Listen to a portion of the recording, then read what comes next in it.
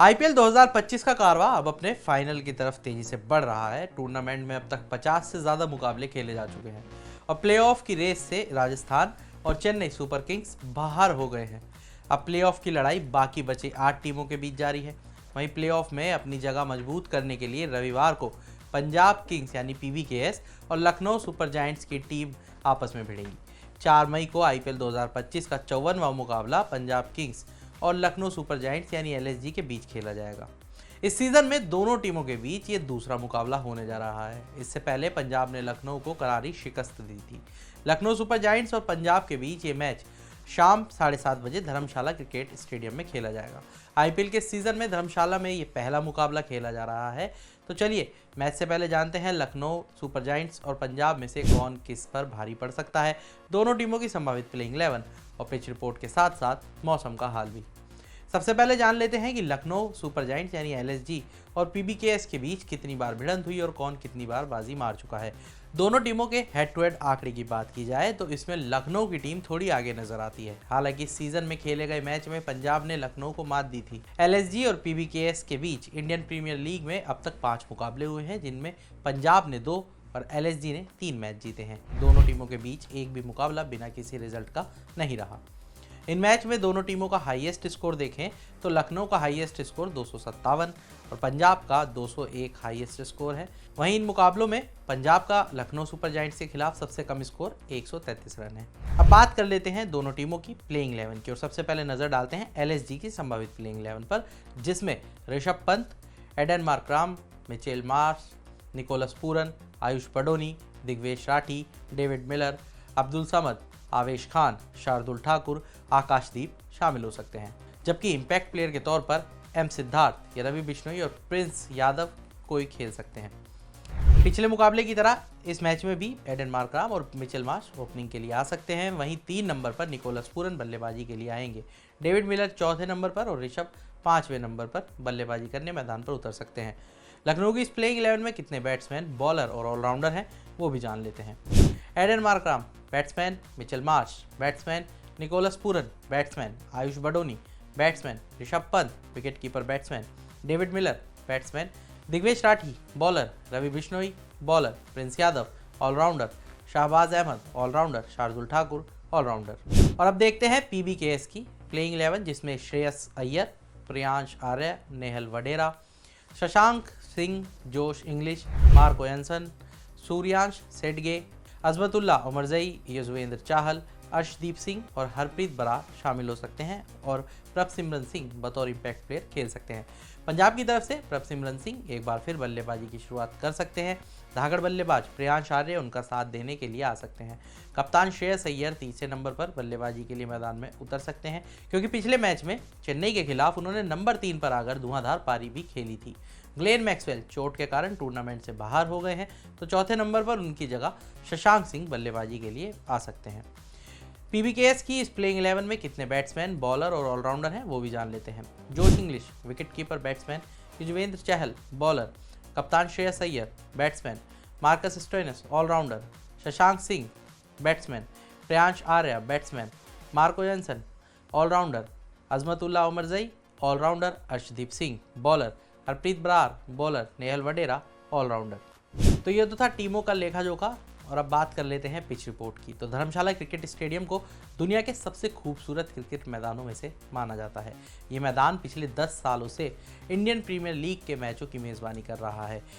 जैसे कि हमने आपको पहले ही बताया, इस सीज़न में धर्मशाला क्रिकेट स्टेडियम का ये पहला आईपीएल मैच है और दोनों टीमों के लिए ये पिच पूरी तरह से नई होगी।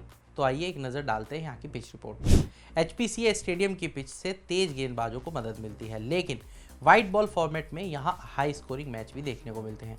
आईपीएल 2023 सीजन के दौरान यहाँ कुल 2 मुकाबले खेले गए थे जो हाई स्कोरिंग मैच थे।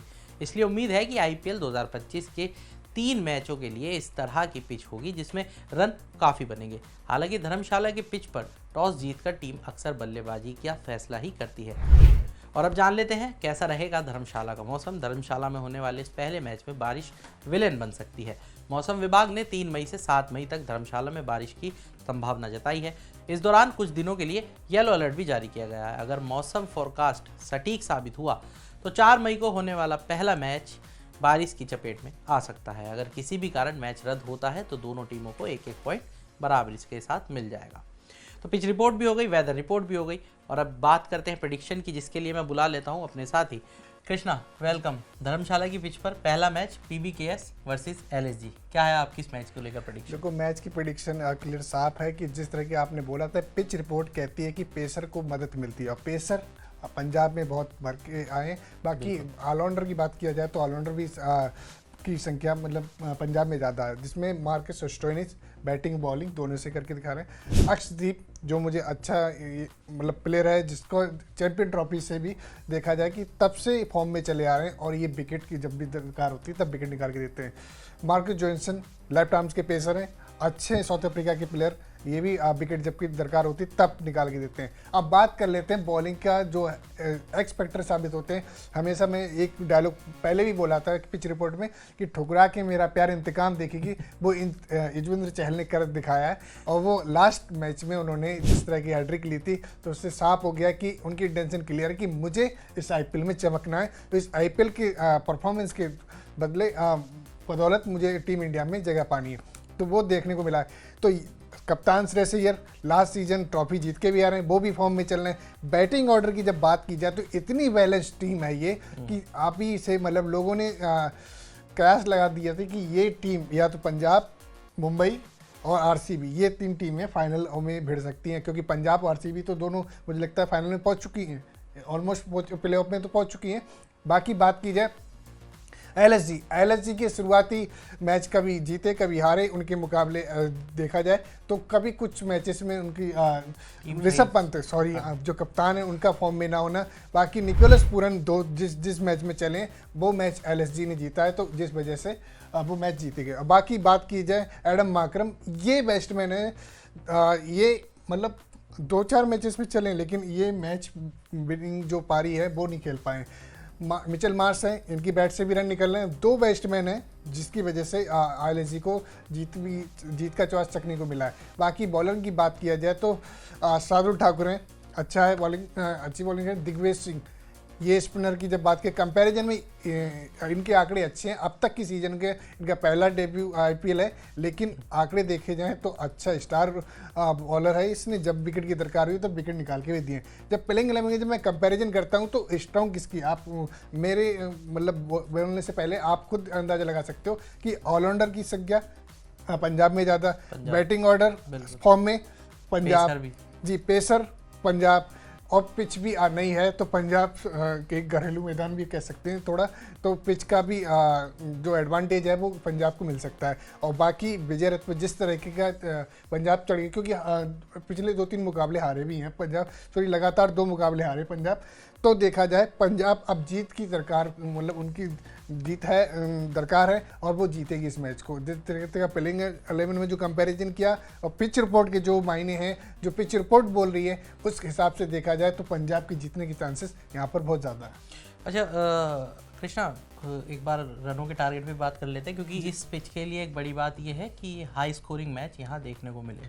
तो उससे जोड़ते हुए आपको क्या लगता है कि कौन सी टीम पहले अगर बैटिंग करती है तो कितना टारगेट दे सकती है? चलिए, मैं इस आप जब टारगेट पूछ भी रहे हैं तो हमने 2-3 मैचेस के टारगेट बताए थे और वो लमसम एकदम एक्यूरेट भी बैठे हैं, क्योंकि चेन्नई हमने कहा था कि 200 नहीं बना पाएगी, और हमारे जो भी कुछ भी इंटरनल दर्शक भी थे उन्होंने पूछा भी थे चेन्नई 200 से ऊपर ही बनाएगी, वो भी नहीं बना पाई, तो ये हार कर देखो। बाकी हमने कहा था कि इस सीजन में ये टीम क्लियर ही है कि ये बाहर हो जाएंगी। मैंने कहा था कि आपकी सनराइज हैदराबाद बाहर हो जाएगी, मैंने कहा था आरआर बाहर हो जाएगी, और बाकी सीएसके भी मैंने कहा था इस मैच में हार के बाहर हो जाएगी। अब अगली बारी है सनराइज हैदराबाद की, वो भी मैच इस मैच को हारने के बाद वो भी क्लियर हो जाएगा कि ये मैच अब टक्कर होगी हैदराबाद।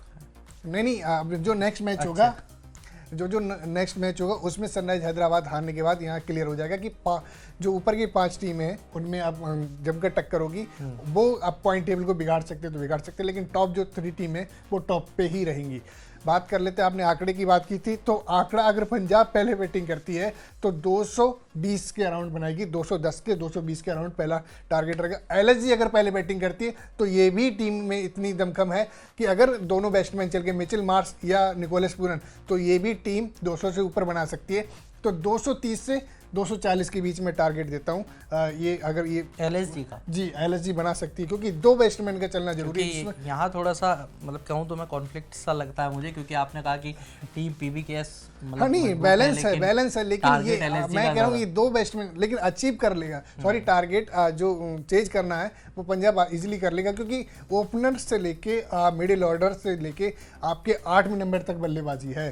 क्योंकि मार्कस जॉनसन बॉलिंग देखो मेन बॉलर भी है, लेकिन बैटिंग के जब लिहाज से देखा जाए तो बैटिंग भी बहुत अच्छी करते हैं मार्कस जॉनसन। मार्कस स्टोइनिस है, ऑस्ट्रेलिया के ऑलराउंडर है, उनका भी बैटिंग हमने देखा है, पहले भी मैचेस उन्होंने जिताए, वो भी जिता सकते हैं। अब कप्तान फॉर्म में, मेन चीज़ है कि जितना टीमों का आप अब तक के आंकड़े देख लो कि कप्तान कितना फॉर्म में है दूसरी टीमों का, तो जिस अगर कप्तान फॉर्म में नहीं है तो मैच का हार का सामना करना पड़ता है। देखो मुंबई का कप्तान फॉर्म में, RCB का कप्तान फॉर्म में, आपका पंजाब का कप्तान फॉर्म में, और देख मतलब जितनी भी टीमें हैं उनके कप्तान फॉर्म में हैं। लेकिन LSG का एक ही कारण रहा है, क्योंकि इनफॉर्म बल्लेबाज थे ऋषभ पंत, लेकिन जब से चैंपियन ट्रॉफी में उनको चांस मिला नहीं था, लेकिन जो कहते हैं ना मोटिवेशन वो रहा नहीं मुझे लगता है, तो उनके बैट से भी रन नहीं निकल रहे हैं, तो ये खामियाजा देखने को मिल रहा है। आप बात की जाए, देखो सनराइज हैदराबाद के और चेन्नई की, देखो मैंने क्या बोला कि क्लियर बोला है कि कप्तान फॉर्म में नहीं है। CSK का कप्तान फॉर्म में नहीं है, इंजर्ड हो गए ऋतुराज गायकवाड़, वो बाहर होगी टीम। बाकी आपके दूसरा प्लेयर था सनराइज हैदराबाद के, वो पैट कमिंस, उनकी बॉल से भी विकेट नहीं निकल रहे, वो भी इसलिए ये टीमें लिस्ट जो पॉइंट टेबल है इसके मतलब नीचे है, इसलिए यही रीजन है कि कप्तान फॉर्म में नहीं है। तो जैसे कृष्ण ने आपको बताया कि इस मैच में PBKS क्यों आगे लग रही है टीम की बदौलत, उसकी प्लेइंग 11 की बदौलत, और साथ ही साथ पिच रिपोर्ट क्या कहती है उस पर भी उन्होंने अपना टारगेट आपको दिया। आप भी हमें कमेंट करके प्रेडिक्शन बताइए और साथ में अपना टारगेट भी बताइए। तो इस वीडियो में इतना ही, बाकी तमाम बड़ी खबरों के लिए जुड़े रहिए मनी कंट्रोल हिंदी के साथ। आप हमारे YouTube चैनल को सब्सक्राइब करें, फेसबुक पेज को लाइक करें, और व्हाट्सएप के जरिए भी आप हमसे जुड़ सकते हैं। व्हाट्सएप चैनल का लिंक आपको कमेंट बॉक्स में मिल जाएगा। तब तक के लिए धन्यवाद।